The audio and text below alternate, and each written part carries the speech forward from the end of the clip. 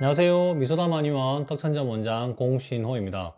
한의원에 오는 환자분들 중에 가장 많은 비중을 차지하는 환자군은 담적 때문에 생긴 기능성 소화불량, 점막의 위축 때문에 아주 심한 속쓰림 증상을 호소하는 만성 위축성 위염, 장상피화생, 발해식도 진단을 받은 분입니다.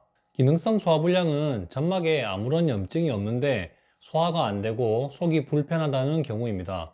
그래서 신경성이라고 진단하는 경우가 있지만 한의학에선 담적 때문이라고 설명을 합니다. 만성 위축성 위염, 장상피화생은 내시경 검사에서 뚜렷한 이상이 발견되는 분입니다.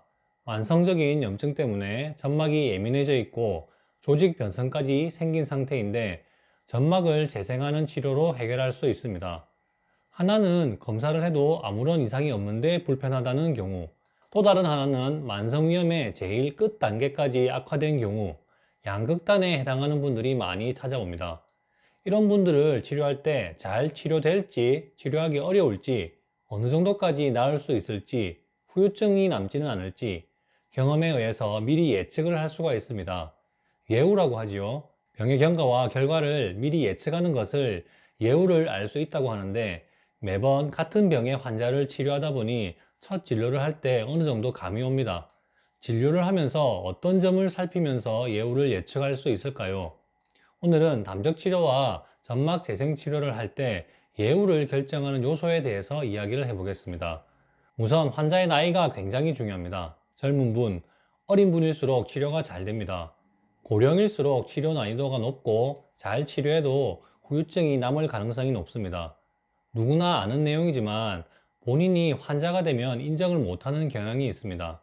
치료의 예후를 결정함에 아주 중요한 요소이기 때문에 치료 기간을 예측해서 말씀드릴 때 저는 환자의 나이에 상당히 비중을 두고 있습니다. 병이 생긴 기간도 중요한 요소입니다. 발병한 지 수일 정도인지, 몇 개월 정도인지, 몇 년인지에 따라 치료의 난이도가 다릅니다.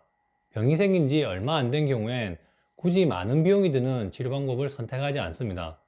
오래된 병일수록 고질병이 많고 이럴 땐 비용이 많이 들더라도 더 잘 나을 수 있는 치료 방법을 선택합니다. 병이 생긴 지 오래되었지만 나았다 심해졌다를 반복하다가 최근 더 심해졌다는 분들은 병적 증상이 악화되는 주기가 어느 정도인지 어느 정도 간격인지 증상이 악화되었을 때 어느 정도 기간 안에 호전되는지를 꼭 물어봅니다.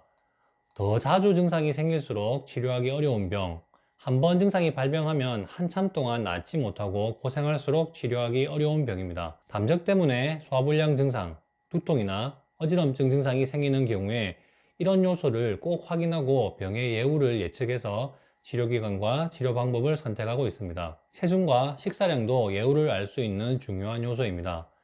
저체중일수록 식사량이 적다고 볼 수 있죠. 담적 때문에 소화가 잘 안 되는 병이 있을 때 일정 식사량을 유지하여 정상 체중을 유지하고 있는 분과 아무것도 못 먹어서 체중이 급격하게 줄어든 분은 치료의 난이도가 다릅니다. 못 먹는 분이 훨씬 심한 상태입니다. 체중이 10kg도 넘게 줄었다는 분들이 종종 옵니다.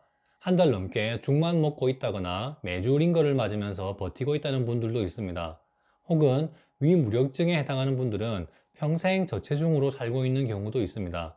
몸무게 38kg, 40kg 이러면서 평생 살찐 적이 없고 위장병 때문에 평생 고생했다는 분이 여기에 해당합니다.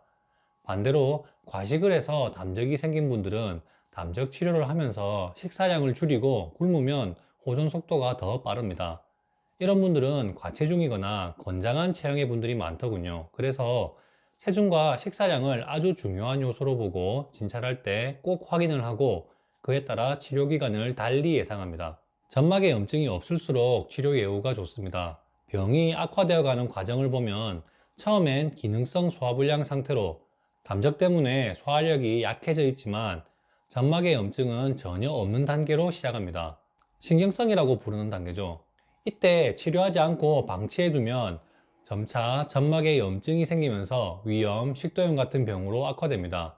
이때에도 담적 치료를 하지 못한다면 위염과 식도염이 호전과 재발을 반복하면서 점차 만성염증으로 악화됩니다.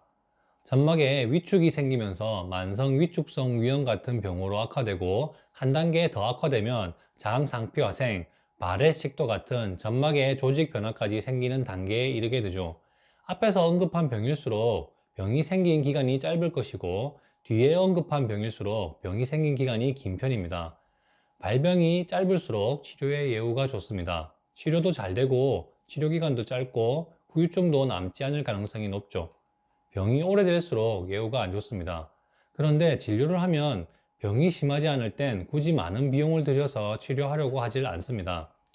병이 심해서 너무 고통스러울 땐 이를 치료하려고 오는 분들이 훨씬 더 많은 상황이 안타깝습니다. 아무튼 담적 치료만 해도 나을 수 있는 병일수록 예후가 좋고 점막 재생 치료까지 해야 하는 경우일수록 예후가 안 좋습니다. 담적 치료를 할 때 병의 예후에 대해서도 이야기를 해보겠습니다. 담적의 범위가 넓을수록 담적의 정도가 심할수록 예후가 나쁩니다. 담적을 확인할 땐 배를 진찰해보고 굳어진 부위를 확인하는데 배에 굳어진 부위가 넓고 많은 부위가 불편할수록 심한 상태입니다. 담적이 있는 부위를 누를 때 살짝 눌러도 불편하면 더 심한 상태, 더 깊게 누를 수 있으면 덜한 상태라고 봅니다. 그래서 배를 진찰하면서 깊게 누를 수 있으면 별로 심하지 않기 때문에 그에 맞는 치료 방법을 선택하고 치료 기간도 짧게 예상합니다. 배를 진찰할 때 살짝 눌러도 표정이 일그러지면서 아파한다면 담적이 심하기 때문에 훨씬 더 적극적인 치료 방법을 선택하고 치료 기간도 길게 예상합니다. 맥을 진찰했을 때 강하고 힘이 있을수록 배나 손발을 진찰했을 때 따뜻할수록 예후가 좋을 것으로 예측합니다. 허약 체질인 분들은 담적 치료 난이도가 더 높다는 뜻이기도 합니다. 손발이 차고 목소리가 허약하고 마른 체형이면서 맥이 약한 분일수록 치료를 오래 해야 하는 경우가 많았습니다. 환자의 체형과 맥상이 완전히 어긋나는 경우에도 상대적으로 치료하기 더 어려운 경우라고 판단합니다. 과체중이지만 맥상이 가늘고 약하고 뛰는 것이 느껴지지 않을 정도로 가라앉아 있는 상태이거나 삐쩍 마른 체형인데 맥이 강하게 뛰고 있다면 혹시 다른 질환이 있는 것은 아닌지 의심하고 꼭 체크를 하고 있습니다. 만성위염 장상표화생을 치료할 땐 염증의 부위가 얼마나 넓은지 예후 예측의 중요한 요소입니다.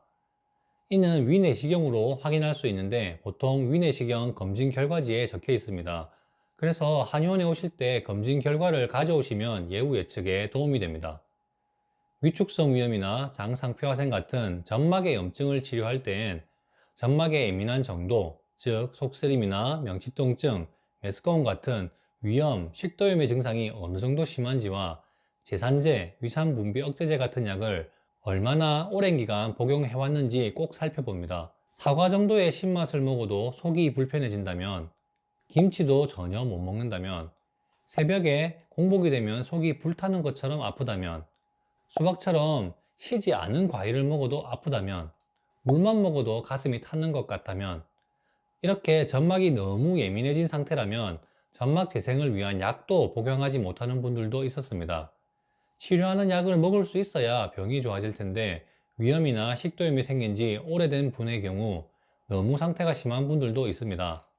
이런 분들은 보통 제산제나 위산분비억제제를 아주 장기간 복용한 분들이 많았습니다. 짜먹는 약을 하루에 6번, 9번씩 먹으면서 견디는 분도 있었고 위산분비억제제를 1년 이상 매일 하루에 2번 이상 복용하고 있는 분도 있었습니다. 길게는 3년 넘게 복용했다는 분도 있었습니다.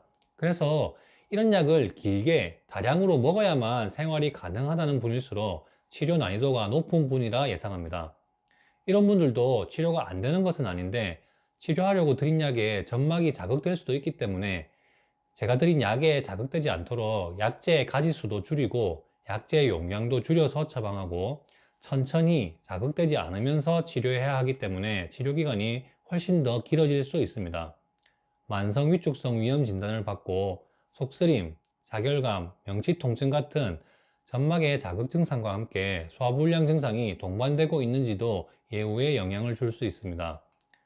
점막을 재생하는 한약재들은 점액질 성분을 포함하는 약재가 많습니다. 본초학 분류에서는 보호의 효능이 있다고 설명합니다.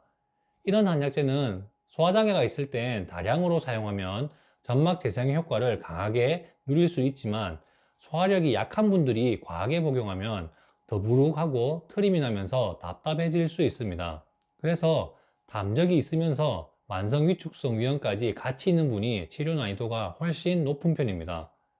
담적은 전혀 없고 소화불량 증상도 없으면서 위축성 위염만 있다면 치료 난이도가 낮은 편이라 예상하고 치료 기간도 좀 더 짧게 예측합니다. 위염을 악화시키는 약을 복용하고 있지 않을수록 예후가 좋습니다.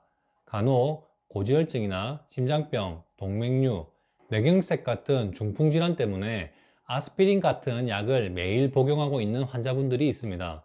아스피린은 점막의 염증을 악화시키는 원인이 될 수 있기 때문에 아스피린 복용을 중단하라고 하고 싶지만 생명과 관련된 병이 있다면 함부로 아스피린 복용을 중단하라고 할 수가 없습니다. 이런 분들은 치료를 해도 또 악화되는 원인이 있기 때문에 병이 재발할 가능성도 있고 치료가 되더라도 후유증이 남을 가능성이 있습니다. 혹은 디스크 탈출증 때문에, 무릎 관절통 때문에, 어깨가 아파서, 두통 때문에 소염 진통제를 자주 복용하고 있다면 이러한 약 또한 위와 식도 점막에는 해롭게 작용합니다. 자가 면역성 질환 때문에 스테로이드를 꾸준히 복용해야 하는 경우, 방광염 때문에 항생제 같은 약을 자주 복용하고 있다면 이런 약 때문에 점막이 계속 손상될 수 있기 때문에 예후가 나빠지는 요소가 될 수 있습니다. 그렇다고 이런 분들을 치료하지 않느냐 하면 그렇지는 않습니다. 이런 분들은 보통 증상이 굉장히 심하기 때문에 살려주세요라고 할 정도로 너무 증상이 심하게 나타나더군요. 아주 적극적으로 치료하려는 의지를 보입니다. 병의 예후를 아는 것은 치료 기간이나 치료 방법을 선택하기 위해서입니다. 모든 치료 방법을 총동원하여 치료해야 하는 상태인 분도 있을 것이고, 이 정도면 완치하기는 어려우니 치료 비용을 줄이고 당장의 불편한 증상만 완화하는 것을 목표로 할 때도 있습니다. 끝까지 치료해서 재발을 막는 것을 목표로 할 땐 환자는 불편한 증상이 없어서 다 나은 것 같다고 표현하지만 배에 담적이 남아있다면 저는 더 치료해야 한다고 말씀드리기도 합니다. 여러 가지 요소를 고려하여 치료 기간을 예상하고 치료 방법을 선택하여 권해드리니 저의 이런 고민을 잘 이해해 주시고 열심히 잘 따라 주시길 부탁드립니다. 최선을 다해서 치료하겠습니다.